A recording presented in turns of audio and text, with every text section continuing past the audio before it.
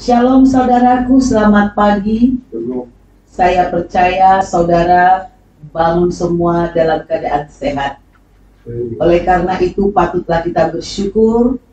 Kita akan membaca firman Tuhan dari Kejadian pasal 24 ayat 1 sampai 67. Sebelum kita baca, mari kita bersatu dalam doa. Terima kasih kepada Bapa di surga, Bapa Yahweh, karena Engkau sudah melindungi kami sepanjang malam, membangunkan kami di pagi ini. Dan kami tahu, jika Tuhan beserta kami, siapa lawan kami? Tuhanlah sumber kehidupan kami. Melalui firman-Mu kami tahu, ada penjagaan Tuhan yang pasti dalam kehidupan kami sepanjang hari. Ada kekuatan, ada kesegaran, ada kesembuhan, ada pemeliharaan Tuhan.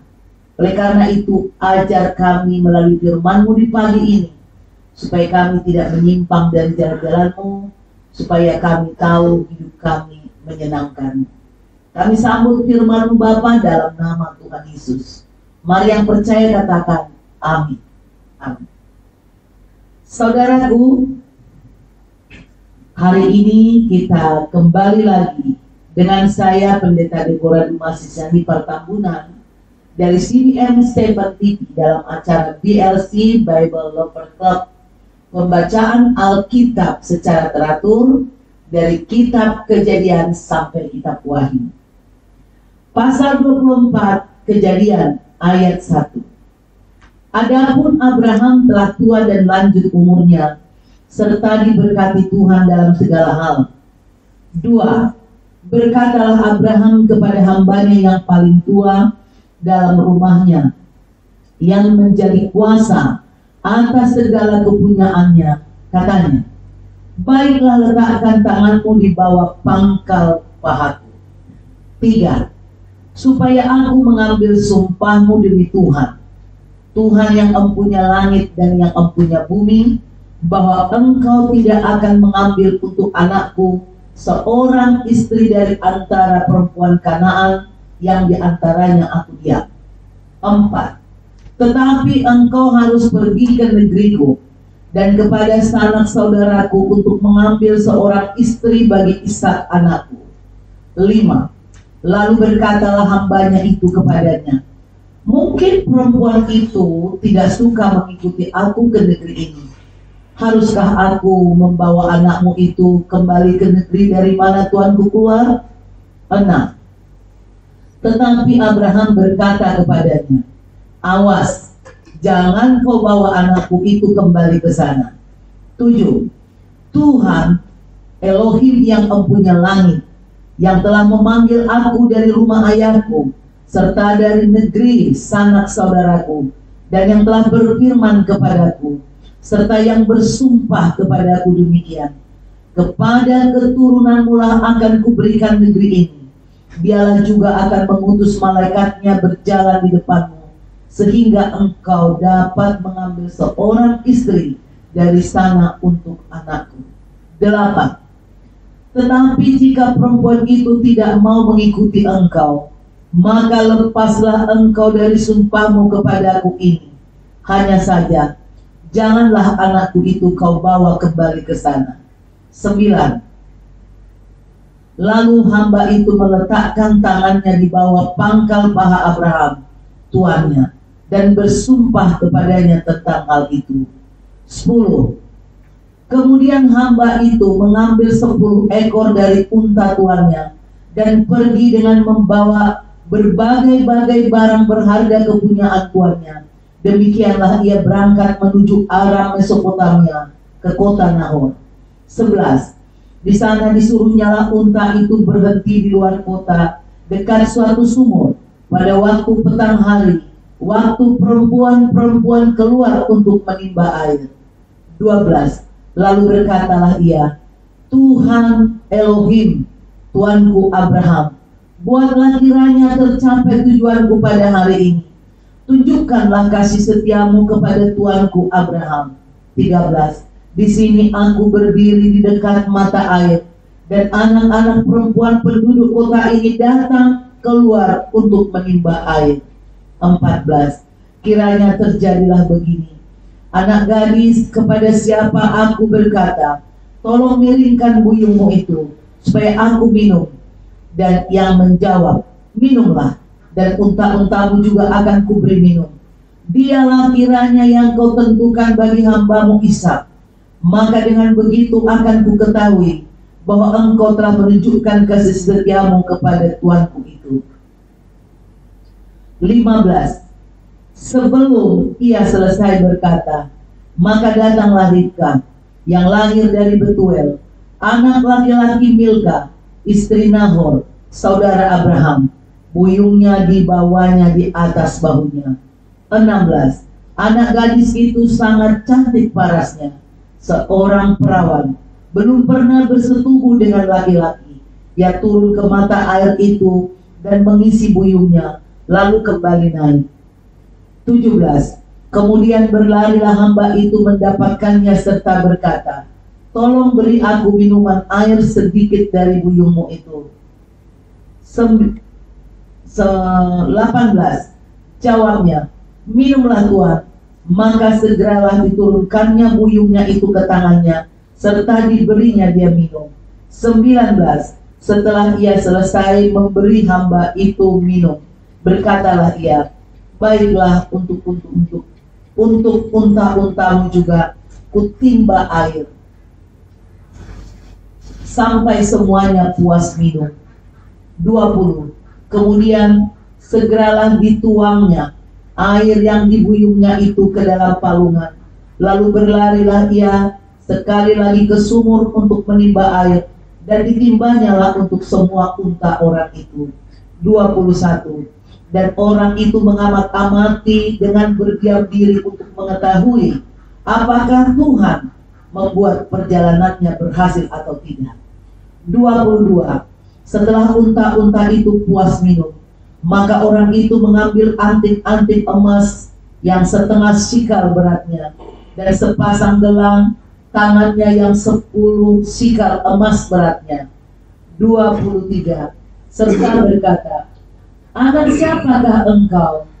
Baiklah, katakan kepadaku, adakah di rumah ayahmu tempat bermalam bagi kami? 24. Lalu jawabnya kepadanya, ayahku Betuel, anak Milka, yang melahirkannya bagi Nahor.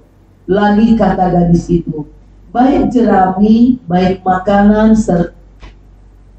unta banyak pada kami, tempat bermalam pun ada. 26. Lalu berlututlah orang itu dan sujud menyembah Tuhan, serta berkata, terpujilah Tuhan, Elohim tuanku Abraham, yang tidak menarik kembali kasihnya dan setianya dari tuanku itu. Dan Tuhanlah menuntun aku di jalan ke rumah saudara-saudara tuanku ini. Berlarilah gadis itu pergi menceritakan kejadian itu ke rumah ibunya. Ribka mempunyai saudara laki-laki namanya Laban. Laban berlari keluar mendapatkan orang itu ke mata air tadi. 30. Sesudah dilihat anting-anting itu dan gelang pada tangan saudaranya, dan sesudah didengarnya perkataan Ribka saudaranya yang bunyinya, begitulah dikatakan orang itu kepadaku, ia mendapatkan orang itu yang masih berdiri di samping unta-untanya di dekat mata air itu. 31. Dan berkata, marilah engkau yang diberkati Tuhan, mengapa engkau berdiri di luar, padahal telah kusediakan rumah bagimu, dan juga tempat untuk unta-untamu. 32. Masuklah orang itu ke dalam rumah, ditanggalkannya lah pelana unta-unta, diberikan jerami dan makanan kepada unta-unta itu, lalu dibawa air pembasuh kaki untuk orang itu dan orang-orang yang bersama-sama dengan dia. 33. Tetapi ketika dihidangkan makanan di depannya, berkatalah orang itu, aku tidak akan makan sebelum kusampaikan pesan yang kubawa ini. Jawab Laban, silakan. 34. Lalu berkatalah ia, aku ini hamba Abraham. 35. Tuhan sangat memberkati tuanku itu sehingga ia telah menjadi kaya. Tuhan telah memberikan kepadanya kambing domba dan lembu sapi, emas dan perak, budak laki-laki dan perempuan, unta dan keledai. 36. Dan Sarah istri tuanku itu sesudah tua telah melahirkan anak laki-laki bagi tuanku itu. Kepada anaknya itu telah diberikan tuanku segala harta miliknya. 37. Tuanku itu telah mengambil sumpahku, engkau tidak akan mengambil untuk anakku seorang istri dari antara perempuan Kanaan yang negerinya kudiami ini. Tetapi engkau harus pergi ke rumah ayahku dan kepada kaumku untuk mengambil seorang istri bagi anakku. 39. Jawabku kepada tuanku itu, mungkin perempuan itu tidak mau mengikut aku. 40. Tetapi katanya kepadaku, Tuhan yang di hadapannya aku hidup akan mengutus malaikatnya menyertai engkau dan akan membuat perjalananmu berhasil, sehingga engkau akan mengambil bagi anakku seorang istri dari kaumku dan dari rumah ayahku. 41. Barulah engkau lepas dari sumpahmu kepadaku, jika engkau sampai kepada kaumku dan mereka tidak memberikan perempuan itu kepadamu. Hanya dalam hal itulah engkau lepas dari sumpahmu kepadaku. 42. Dan hari ini aku sampai ke mata air tadi. Lalu kataku, Tuhan Elohim tuanku Abraham, sudilah kiranya engkau membuat berhasil perjalanan yang kutempuh ini. 43. Di sini aku berdiri di dekat mata air ini. Kiranya terjadi begini, apabila seorang gadis datang keluar untuk menimba air, dan aku berkata kepadanya, tolong berikan aku minum air sedikit dari buyungmu itu. 44. Dan ia menjawab, minumlah, dan untuk unta-untamu juga akan kutimba air. Dialah kiranya istri yang telah Tuhan tentukan bagi anak tuanku itu. 45. Belum lagi aku habis berkata dalam hatiku, Ribka telah datang membawa buyung di atas bahunya dan turun ke mata air itu, lalu menimba air. Kataku kepadanya, tolong berikan aku minum. 46. Segeralah ia menurunkan buyung itu dari atas bahunya serta berkata, minumlah, dan unta-untamu juga akan kuberi minum. Lalu aku minum, dan unta-unta itu juga diberinya minum. 47. Sesudah itu aku bertanya kepadanya, anak siapakah engkau? Jawabnya, ayahku Betuel anak Nahor yang dilahirkan Milka. Lalu aku mengenakan anting-anting pada hidungnya dari gelang dan gelang pada tangannya. 48. Kemudian berlututlah aku dan sujud menyembah Tuhan serta memuji Tuhan Elohim tuanku Abraham yang telah menuntun aku di jalan yang benar untuk mengambil anak perempuan saudara tuanku ini bagi anaknya. 49. Jadi sekarang apabila kamu mau menunjukkan kasih dan setia kepada tuanku itu, beritahukanlah kepadaku, dan jika tidak, beritahukanlah juga kepadaku, supaya aku tahu engkau entah berpaling ke kanan atau ke kiri. 50. Lalu Laban dan Betuel menjawab, semuanya ini datangnya dari Tuhan. Kami tidak dapat mengatakan kepadamu baiknya atau buruknya. 51. Lihat, Ribka ada di depanmu. Bawalah dia dan pergilah, supaya ia menjadi istri anak tuanmu, seperti yang difirmankan Tuhan. 52. Ketika hamba Abraham itu mendengar perkataan mereka, sujudlah ia sampai ke tanah menyembah Tuhan. 53. Kemudian hamba itu mengeluarkan perhiasan emas dan perak serta pakaian kebesaran dan memberikan semua itu kepada Ribka, juga kepada saudaranya dan kepada ibunya. Diberikannya pemberian yang indah-indah. 54. Sesudah itu makan dan minumlah mereka, ia dan orang-orang yang bersama-sama dengan dia, dan mereka bermalam di situ. Paginya, sesudah mereka bangun, berkatalah hamba itu, lepaskanlah aku pulang kepada tuanku, 55. Tetapi saudara Ribka berkata serta ibunya juga, biarkanlah anak gadis itu tinggal pada kami barang 10 hari lagi, kemudian bolehlah engkau pergi.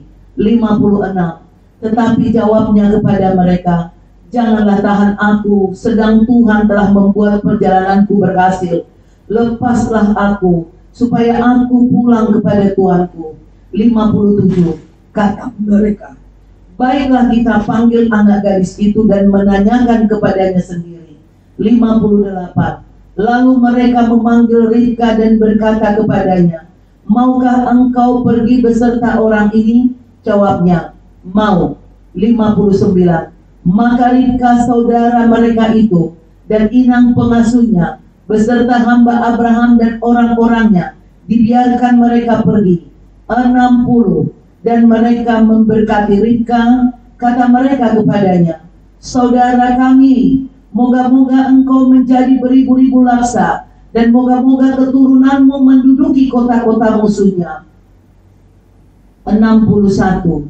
Lalu berkemaslah Ribka beserta hamba-hambanya perempuan, dan mereka naik unta mengikuti orang itu.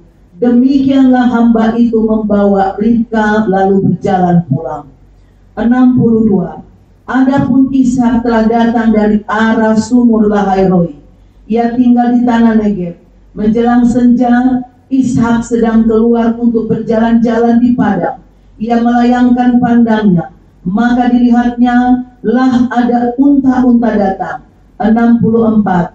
Ribka juga melayangkan pandangnya, dan ketika dilihatnya Ishak, turunlah ia dari untanya. 65. Katanya kepada hamba itu, siapakah laki-laki itu yang berjalan di padang ke arah kita? Jawab hamba itu, dialah tuanku itu. Lalu Ribka mengambil telekungnya dan bertelekunglah ia. 66. Kemudian hamba itu menceritakan kepada Ishak segala yang dilakukannya. 67. Lalu Ishak membawa Ribka ke dalam kemah Sarah, ibunya, dan mengambil dia menjadi istrinya. Ishak mencintainya, dan demikian ia dihiburkan setelah ibunya meninggal. Demikianlah pembacaan firman Tuhan dari Kejadian pasal 24 ayat 1 sampai 67. Saudaraku, kalau kita simak pembacaan dari kitab Kejadian ini, di ayat 1 sampai 10 dikatakan bahwa Abraham mengutus hambanya yang bernama Eliezer di bawah sumpah untuk mengambil istri bagi Ishak dan kaumnya ke kampung halamannya dulu, tempat asalnya, yaitu Aram Mesopotamia. Eliezer ini hamba orang kepercayaan Abraham yang mungkin paling senior dan dipercaya, yang bijaksana untuk mengatur segala sesuatu di rumah Abraham. Tentu tugas ini adalah suatu kepercayaan yang hebat, ya. Kalau kita dikasih seorang pimpinan tugas khusus, ini kepercayaan yang hebat. Nah, ini penghargaan juga sekaligus dari seorang tuan kepada hambanya. Namun saudaraku, di sisi lain, perintah Abraham ini menuntut sebuah tanggung jawab yang besar dari Eliezer. Karena tugas ini menentukan masa depan Ishak. Ya, kalau sampai salah ambil jodoh buat Ishak, maka akibatnya sangat fatal. Eliezer berangkat ke tanah Aram dengan membawa berbagai barang berharga. Di ayat 11 sampai 12 saudaraku dikatakan, Eliezer tiba dan merasa lelah dan melihat ada beberapa perempuan datang membawa buyung untuk menimba air. Lalu Eliezer berdoa kepada Tuhan seperti ini. Tuhan Elohim, Tuanku Abraham, buatlah kiranya tercapai tujuanku pada hari ini. Tunjukkanlah kasih setiamu kepada Tuanku Abraham. Di sini aku berdiri di dekat mata air, dan anak-anak perempuan penduduk kota ini datang keluar untuk menimba air. Kiranya terjadilah begini. Anak gadis kepada siapa aku berkata, tolong miringkan buyungmu itu supaya aku minum, dan yang menjawab, minumlah, dan unta-untamu juga akan kuberi minum. Dialah kiranya yang kau tentukan bagi hambamu Ishak. Maka dengan begitu, akan ku ketahui bahwa engkau telah menunjukkan kasih setiamu kepada tuanku itu. Di ayat 15 dikatakan, saudaraku, Tuhan menjawab doa Eliezer dan Ribka benar-benar datang. Eliezer berlari mendapatkan Ribka dan Ribka memberi buyungnya juga unta-untanya, tepat seperti yang dimohon sama Eliezer kepada Tuhan. Di ayat 21 dikatakan Eliezer berdiam diri sambil mengamat-amati Ribka. Dalam berdiam diri dia ingin tahu apakah Tuhan membuat perjalanannya berhasil. Saudaraku, di dalam hal mencari jodoh, ya, jelas ternyata Tuhan menuntut Eliezer, hamba Abraham, untuk mendapatkan Ribka sebagai jodoh Ishak. Abraham, saudaraku, sudah tua, tetapi Abraham masih berpikir tentang mendapatkan jodoh yang tepat bagi Ishak. Tugas dan tanggung jawab seorang orang tua tidak berhenti meskipun sudah tua. Dan oleh karena itu, para anak muda jangan pernah mengatakan, udah papa diam aja, papa sudah tua. Orang tua itu akan terus berpikir bagaimana agar janji Tuhan, berkat Tuhan kepada anak-anaknya tetap terlaksana. Itulah yang dilakukan oleh Abraham. Meski dia tidak bisa ikut pulang kampung, dia utus orang kepercayaannya. Ini terjadi pasca kematian Sarah, ibu Ishak. Ya, jadi sesudah ibu Sarah ini meninggal, Abraham berpikir kepada anak semata wayangnya, saudaraku.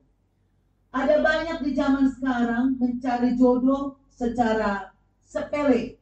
Ya, mau dari mana kek, pokoknya menurut keinginan daging. Tetapi buat Abraham, saudaraku, pemilihan jodoh buat anaknya adalah sesuatu yang serius.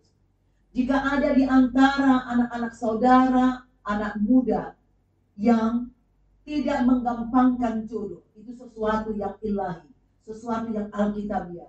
Tapi jika engkau tidak mau melibatkan orang tuamu, padahal orang tuamu hidup di dalam Tuhan, tidak mau melibatkannya di dalam bergumul tentang seperti apa jodohmu, itu sesuatu bahaya, saudaraku. Abraham tidak cukup menimbang bobot bibit bebet, ya, dari seorang calon istri. Yang terpenting adalah dari sudut pandang iman Abraham, ya, karena Abraham sadar dia seorang pemegang janji Tuhan. Jadi dia ingin pastikan janji ini akan terlaksana di dalam seluruh keturunannya. Perjodohan, saudaraku, harus ditaruh di dalam kehendak Tuhan. Karena rumah tangga yang kita mau bangun adalah wadah untuk kita bersekutu dengan Tuhan, untuk kita menikmati berkat-berkat Tuhan. Rumah tangga yang kita bangun adalah wadah untuk mempertumbuhkan iman kita dengan sempurna dan lain-lain. Untuk kita bisa ada objek mengasihi dan dikasihi. Itu, saudaraku. Di ayat 26 sampai 27 dikatakan seperti ini. Lalu berlututlah orang itu dan sujud menyembah Tuhan, serta berkata, terpujilah Tuhan, Elohim Tuanku Abraham, yang tidak menarik kembali kasihnya dan setianya dari Tuanku itu. Dan Tuhan telah menuntun aku di jalan ke rumah saudara-saudara Tuanku itu. Kita harus tahu bahwa doa yang dipanjatkan oleh Eliezer adalah doa perorangan. Saudaraku, seringkali kita mendengar bahwa doa yang berkuasa adalah doa sepakat, ada minimal 2-3 orang. Tapi saudaraku, saya mau beritahu, meskipun engkau sendiri tidak ada temanmu untuk berdoa, yang penting doa yang kau panjatkan itu penuh iman dan tulus. Meskipun engkau sendiri, doamu tetap berkuasa. Inilah yang dialami oleh Eliezer. Di ayat 28 sampai 33 kita baca di situ bahwa Ribka berlari ke rumah orang tuanya untuk memberitahukan kepada ibunya dan saudara-saudaranya, yaitu Laban, saudaranya. Laban akhirnya ngelihat, wah kok benar ya ada emas dan segala macam. Lalu dia berlari mengejar Eliezer dan mengajak Eliezer, hamba Abraham itu, ke rumah mereka. Dan kemudian sebagai tuan rumah yang baik, Laban, Betuel, dan Milka mengajak, menawarkan makan Eliezer. Tetapi ini saudaraku, luar biasa, Eliezer ini memang hamba yang sangat handal. Dia tidak mau makan, tetapi dia mengajukan syarat. Aku tidak akan makan sebelum menceritakan pesan yang kubawa dari Tuanku. Nah, ini adalah seorang hamba yang luar biasa, saudaraku. Akhirnya Laban pun mempersilahkan. Silakan, katanya. Di ayat 34 sampai 49 kita lihat Eliezer menceritakan kabar keluarga Abraham yang sudah sangat diberkati Tuhan di perantauan, dan menceritakan tujuan kedatangan daripada Eliezer. Semua diceritakan secara rinci.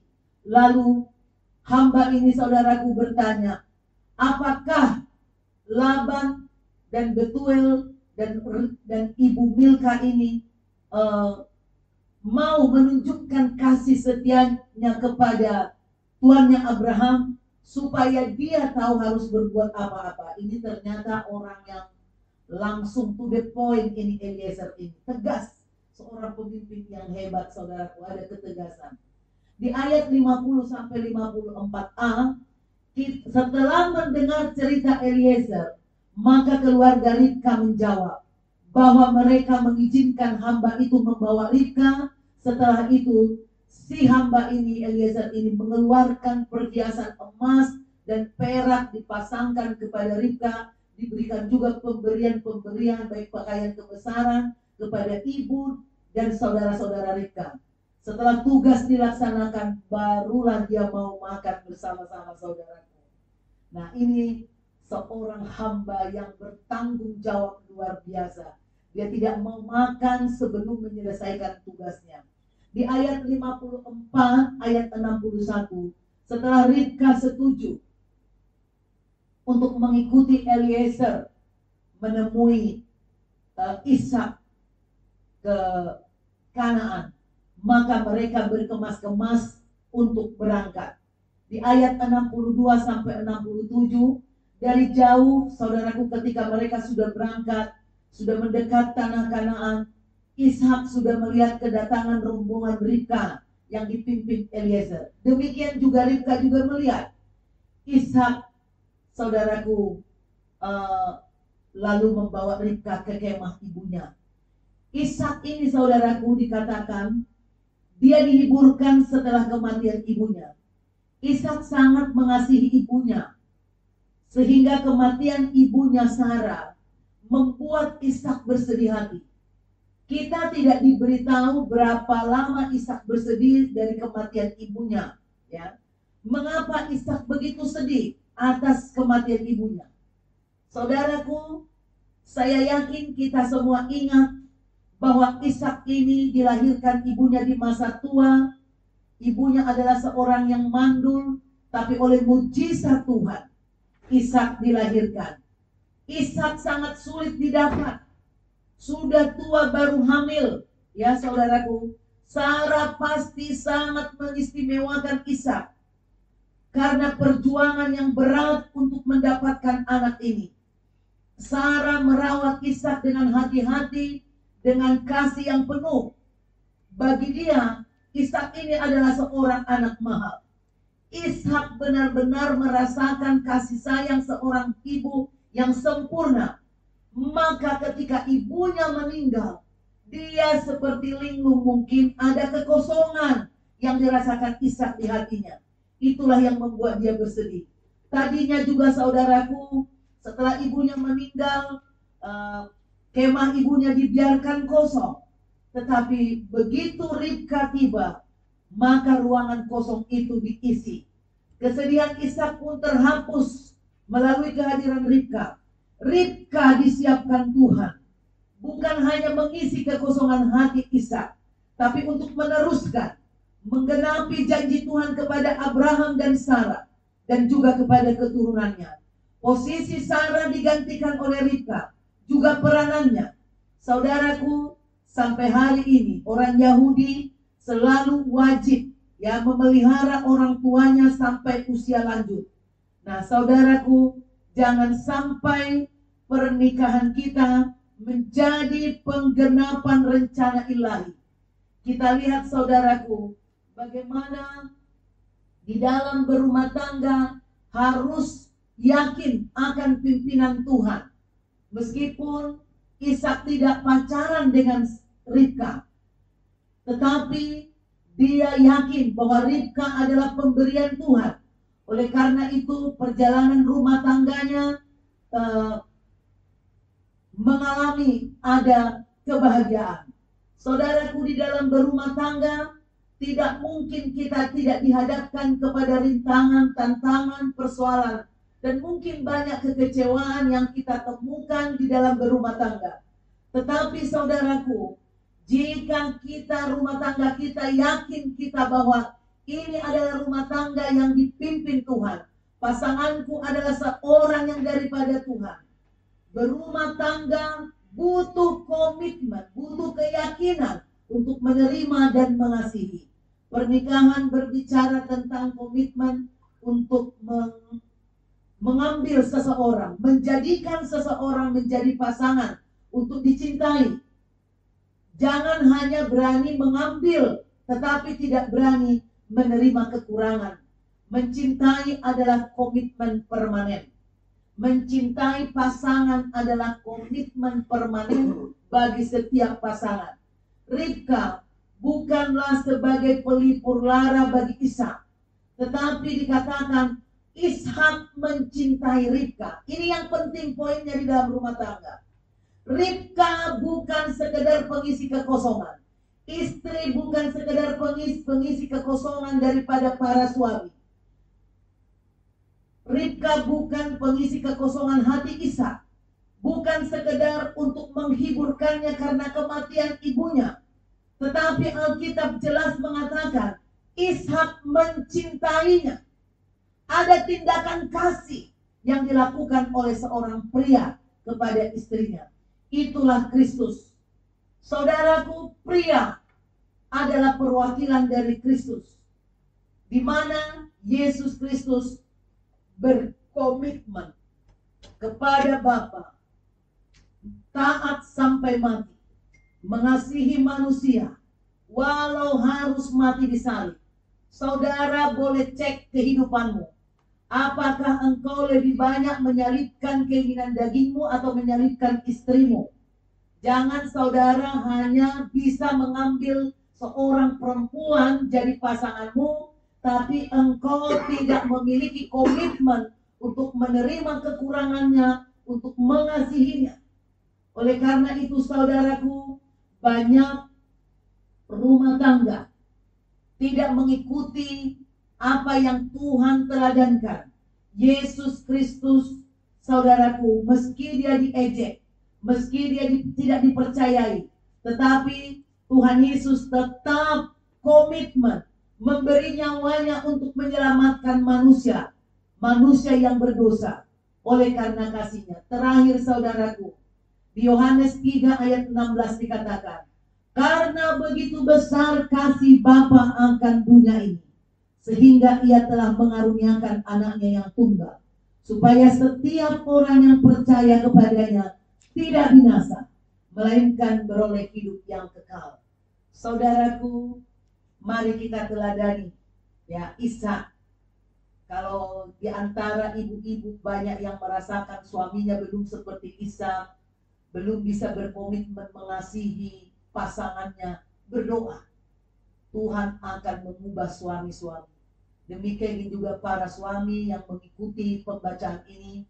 Jika engkau selama ini lebih banyak menuntut, menyakiti istrimu, bukan menyalibkan dagingmu seperti Kristus, kau lebih menuntut hakmu, tapi engkau tidak membuat kewajibanmu secara benar. Mari bertobat, minta kekuatan dari Tuhan. Tuhan pasti tolong. Mari kita berdoa. Terima kasih Bapa untuk firman-Mu hari ini yang menggambarkan kepada kami bahwa jika kami sebagai orang tua tidak ada kata pensiun untuk tetap berbuat baik bagi keluarga kami, bertanggung jawab buat anak-anak kami. Aku berdoa supaya tidak ada orang tua yang cuek kepada anak-anaknya. Mereka perlu memperhatikan segala kebutuhan rohani dan janji Tuhan digenapi dalam kehidupan keluarga. Kami juga Tuhan berdoa untuk para suami yang tidak melaksanakan komitmennya ketika di akad nikah untuk mengasihi para istri. Turunlah kepada mereka Tuhan kuasa ilahi, roh-Mu yang penuh kasih itu, sehingga para suami seperti Ishak mengasihi istrinya, menghormati pasangannya, supaya mereka diberkati.